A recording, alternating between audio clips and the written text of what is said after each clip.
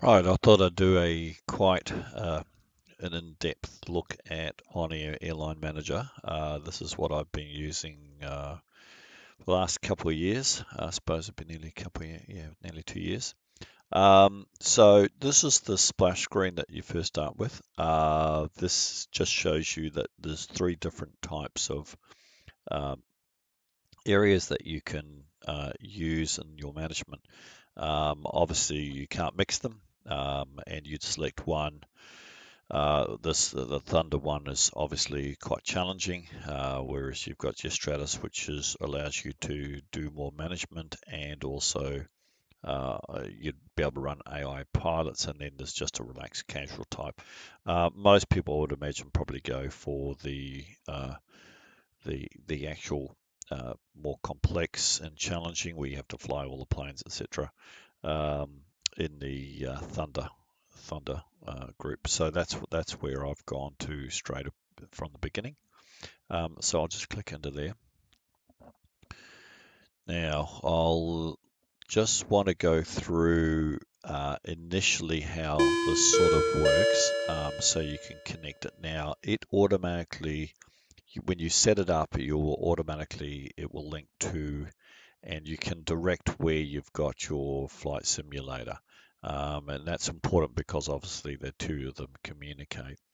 The dashboard that you begin with is presented as you can see. Obviously, you won't have any logs when you first start in this position here. These are jobs that have been finished. Now, it's quite a complex management system. It's actually a full career management system. It really does immerse yourself into it. Now, I'm not getting paid for this. I'm just, I couldn't recommend this particular management system more. Look, there's one or two free ones out there, and you could probably go there. I did with one of them, but it's not as probably detailed, and I think we're all looking for detail in your simulation. Okay, so just quickly across the top, obviously you're not going to have much in the way of cash when you first begin, or your company value when you first begin. You're going to have to rent planes. You're not going to be able to own planes. As you can see, I own a plane. So when you first begin, you're going to have to buy a plane. I'm actually at the moment, I'm actually in. I think I'm down sort of Bahamas way. So I'll rent a plane and get it delivered. We'll see what's available in that particular location, and then we'll rent a plane, and then I'll be able to fly it to show you how you can, I suppose, earn income from a particular flight, and I'll just make it a short one anyway. Uh, Now, so you can go into your company, your balance sheet. So not much is going to happen there. There is a skills tree. Your skills tree will be obviously all fairly blank here, but as you move forward um, you'll be able to with your XP and there's quite a few factors that goes towards your skill points, and you'll be able to apply these to be able to get into earning more money.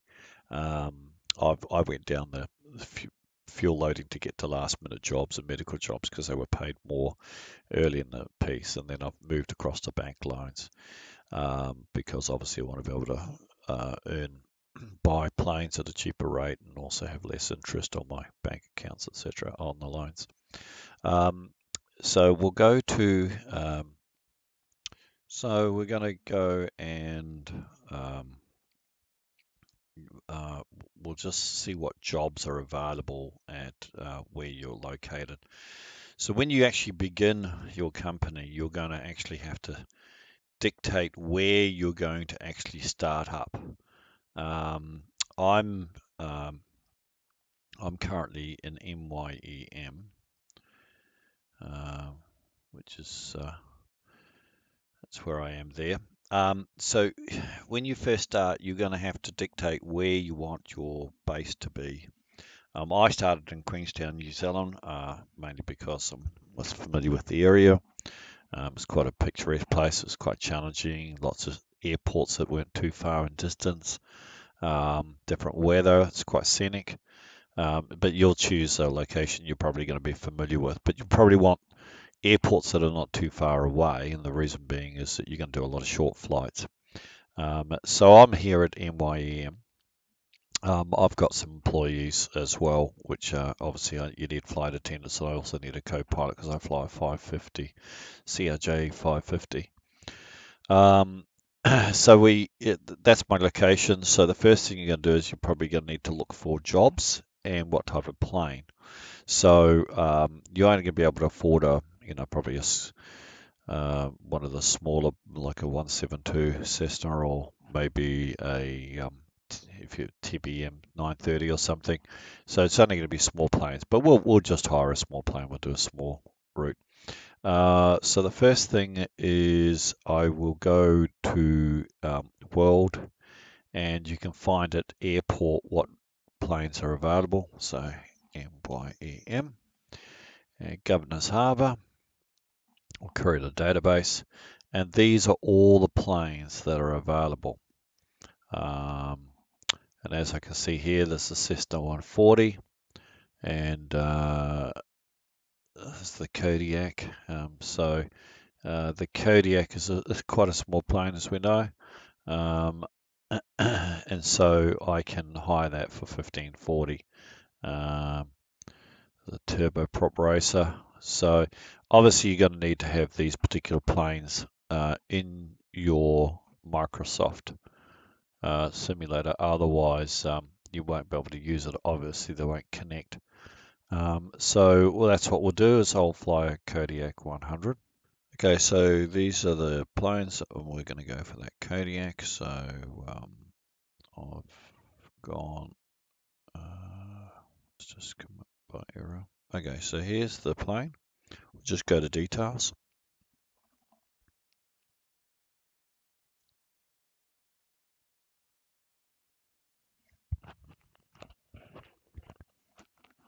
Okay, so that's the plane itself.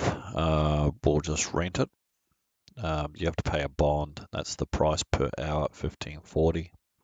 Now, the next thing is the configuration.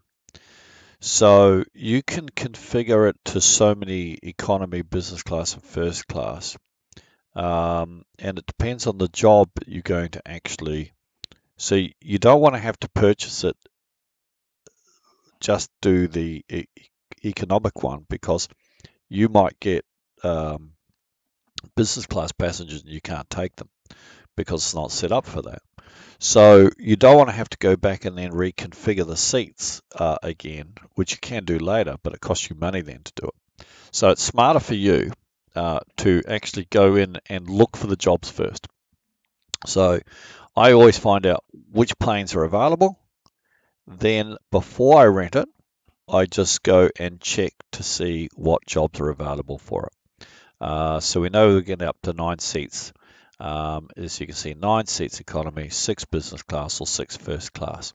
So business class, you need more seats. So you're not going to be able to go from 9 economy seats to 9 business class, because business class the seats are bigger, and so is first class. So because of that, you're going to get less seats if you choose some business class and some first class. They're not proportional to the amount of economy seats.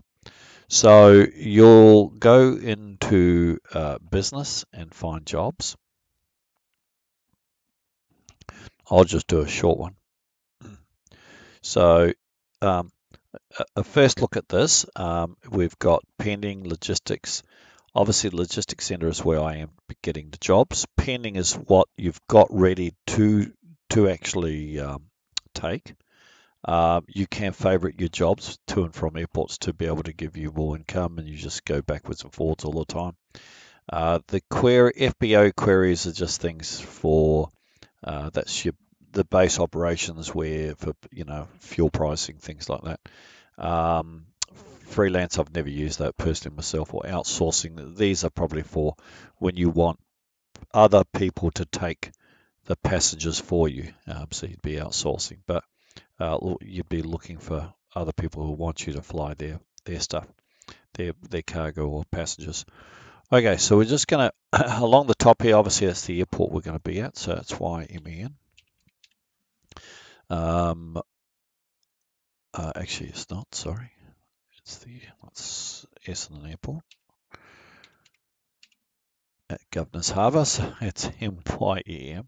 Obviously, the Y MEN with the Essendon Airport is near where I live. Okay, so Governor's Harbour is where it is. Now you can actually select from or to a specific airport. The reason being is that sometimes you want to fly to a location, so that's why it's got to. Most of the time it will be from. This trip is going to be a short trip, so we just look for trips under 50 nautical miles. And the presets, look, I own a 550, but it's obviously not a 550 I'm going to be flying, but you can have a preset, so it automatically selects jobs for that type of plane. You can go for different airport sizes. Obviously, it's a small plane. I can go down to a small airport. The maximum number of passengers, obviously, it's going to be, probably up to 9. And so passengers can be 0. And obviously, this is the weight. Obviously, it's not going to take 12,000 pounds, but that's all right. I'll just leave it there anyway. Unavailable jobs, those are jobs that's not available in your skill because you don't have enough skills, so you can click that one there, so it won't show those. Military airports invariably don't have necessarily the same passengers groups and things like that. I'll take that off because I don't mind flying into a military airport for smaller planes. Now you can also exclude airports without lights. So the idea being here is that your airports that at night, if you're doing a lot of night flying, obviously you want to exclude airports without lights because obviously you're going to be flying it, so you just be blind otherwise. But I'll take that off because hopefully it still is enough daylight there at the moment. If not, I'll be able to change that anyway. So exclude time constrained jobs. That's where you are going to have to do a job that is within a certain time period. You might have to pick them up, etc. For example, at a particular time frame, and then fly them. They get paid higher. The problem is you also get a bigger penalty. So you get penalties if you don't do things within a certain time frame. So I have that exclude time, but I'll tick that off so you can see them.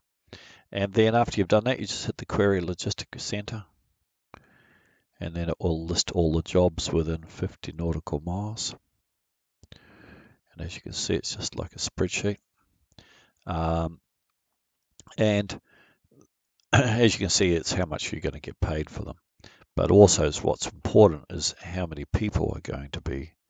You're going to be transferring all the cargo size, as you can see the cargo size. So our Kodiak will easily take these.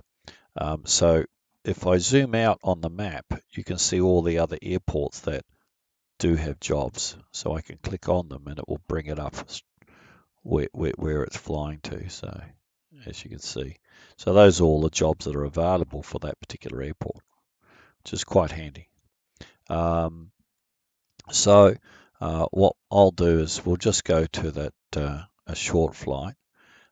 You can just reselect Query Logistics Center to bring them all up again. And the other thing you can do, and there's a lot, look, you'll play around with this a fair bit, is you can change the sorting of each column.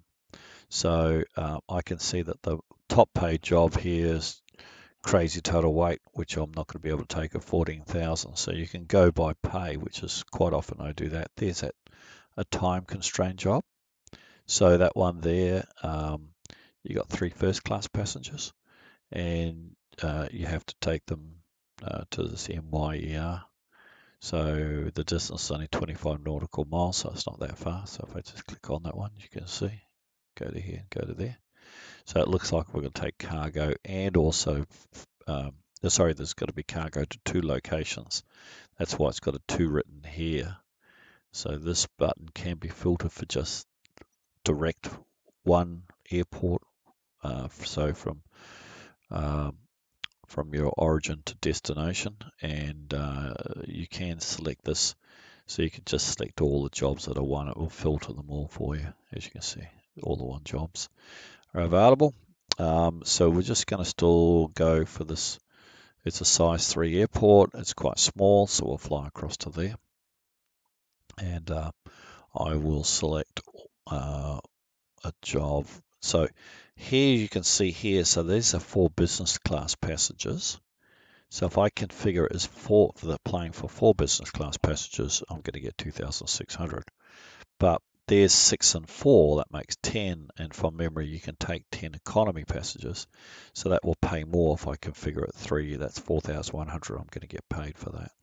So I'll actually just take that.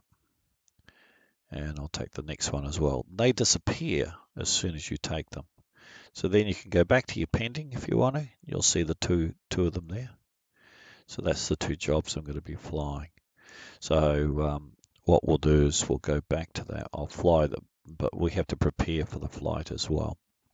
So I'll just quickly start up the Microsoft Flight Simulator program. Okay, so I've started that.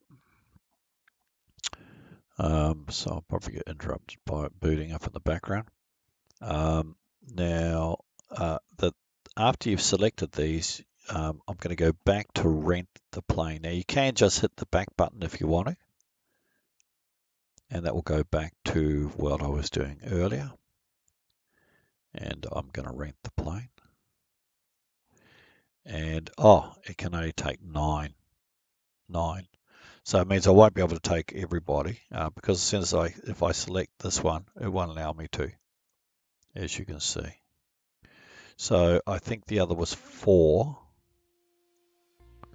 So I could go, yeah, so it's just, I won't be able to, so I could do a 3 and 4. So we'll go back to that program and we'll see. No, so this will be at least, I'd have to have 3 economy, so I can't seem to be able to configure this right. So you can abandon a particular one. So I'm just going to abandon this. And because I haven't done anything like loaded the airport, there's no penalty applied.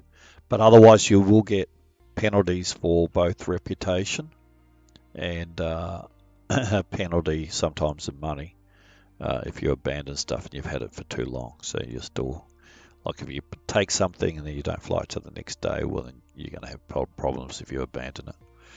Okay, so we're just going to do this simple flight, which is 6 economy, but I'll probably rent the aircraft and we'll I'll know that there's going to be some business class passengers around. So we'll go for that, and we know it's 6. I can get a maximum of 2 before it's the total occupied surface is too high. So I'll just confirm that. As you can see, I've rented it now. Now, after you've done that, as you can see, this is a Kodiak 100. You will need to then prepare the flight. So that's that middle button up the top. And here we have I've got the plane here as the plane's available, Kodiak and the CRJ. Obviously I'm doing nothing. As you can see, the condition of the airframe is not that crash hot. Engines seem to be okay. But this plane is fine, so we'll just, so you can quickly, if you go into this particular setting where prepare, you can quickly hit the find the jobs at the current airport for where you are. And you actually have to be located at the airport, otherwise you have to transport yourself, and I can go into that a bit later. So that's to prepare the next flight. And on this next screen is you can load the plane. So you might have a lot of jobs here, and you might just come back and go backwards and forwards and just take the people when you want to. Because once you bid for a particular job, it goes off the list. So it means other people who are on air won't be able to get it, and vice versa. So if you select a whole bunch of flights, you just fly them and you can just take them when you need to be able to fill the plane up. then the next thing is, of course, is fuel. Now you can go, normally you'll go to SimBrief and get SimBrief to tell you how much fuel you need and stuff. But obviously you can see that I'm at 6,000 pounds now at 29%. So as I move the bar further forward, it increases the pounds of weight. But I don't need any cabin attendants. So I can bring it up to whatever SimBrief would tell you. I won't go too high, so it won't be too heavy when I take off. And yes, it's all connected to be able to do that. And then you just validate fuel and payload, and it loads it. Now, when it's loading the fuel and the cargo and the passengers, you can go off and do something else, like you might need to be able to, get some more, bid for some more flights. Obviously, your plane is going to be, you can't go off and do maintenance on your plane, etc. But there will be other things that you can do while you're waiting for that to load. It's loaded anyway, so that was fairly quick. Now, before you fly it, depending on the time of day, so sometimes you'll be at your normal job, but of course you'll come home at night, you want to be able to fly, but you want to fly a day flight.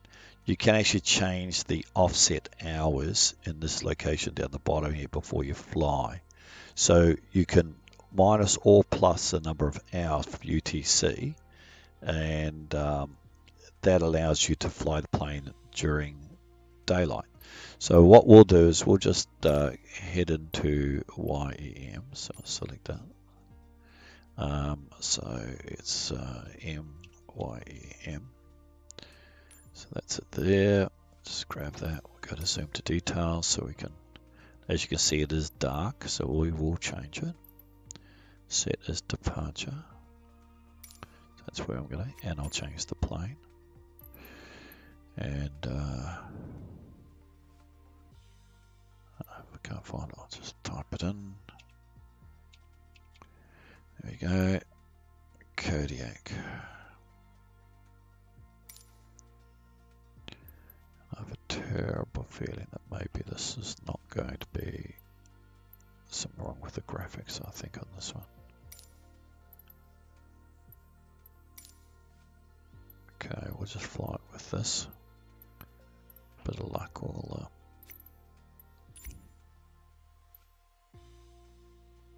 okay, now I'll hit the fly button.